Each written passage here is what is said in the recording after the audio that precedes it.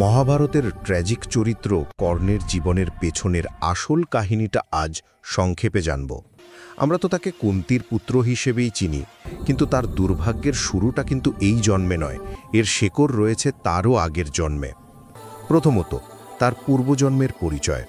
তখন তিনি ছিলেন দম্ভোদ্যব নামে এক অহংকারী অসুর রাজা, যিনি সূর্যদেবের তপস্যা করে 1000টা অভেদ্য বর্ম লাভ করেন আর পরিচিত হন সহস্র কবচ নামে।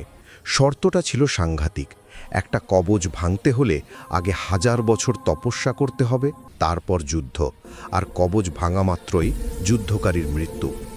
দ্বিতীয়ত, এই দম্ভোদ্ধবের অত্যাচার থামাতে মাঠে নামেন স্বয়ং বিষ্ণু।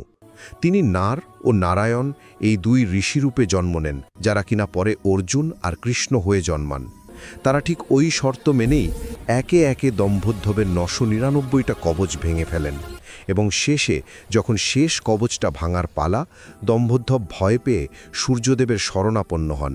এতে নারায়ণ রেগে গিয়ে সূর্যদেবকে অভিশাপ দেন যে এই অসুর তারই পুত্র হয়ে জন্মাবে, আর সেই অভিশাপের ফলেই দম্ভোদ্ধব কর্ণরূপে জন্ম নেন, শরীরে ওই শেষ কবচটা নিয়ে। পূর্বজন্মের কর্মফল হিসেবেই তাকে সারা জীবন দুর্ভাগ্য আর অপমান সইতে হয়েছে।